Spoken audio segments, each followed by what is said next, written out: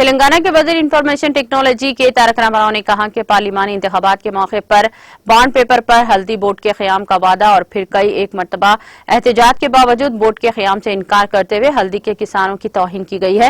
Social media کے اہم plate form Twitter پر سرگرم KTR نے اس خصوص میں ایک ٹویٹ کیا اور BJP کے رکن پارلیمنٹ اروند دھرما پوری کی جانب سے جاری کیے گئے بانڈ پیپر کو بھی پوسٹ کیا۔ اس بانڈ پیپر میں انہوں نے انتخابات سے پہلے واضح طور پر وعدہ کیا تھا کہ نظام آباد ضلع میں ہلدی بورڈ کا قیام عمل میں لایا جائے گا۔ KTR نے وزیر اعظم مودی سے پوچھا کہ کیا آپ اس بانڈ پیپر کو پہچانتے ہیں؟ یہ آپ کے BJP کے رکن پارلیمنٹ کا بانڈ پیپر پر کیا گیا وعدہ ہے۔ ہلدی کے کسان شرمناک دغابازی پر مودی حکومت کو بہترین سبق سکھائیں گے۔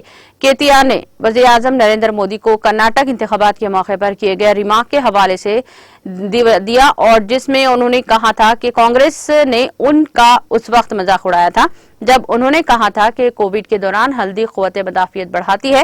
مودی نے کہا تھا کہ کانگریس نے اس کی نہیں بلکہ ہلدی کے کسانوں کی توہین کی تھی۔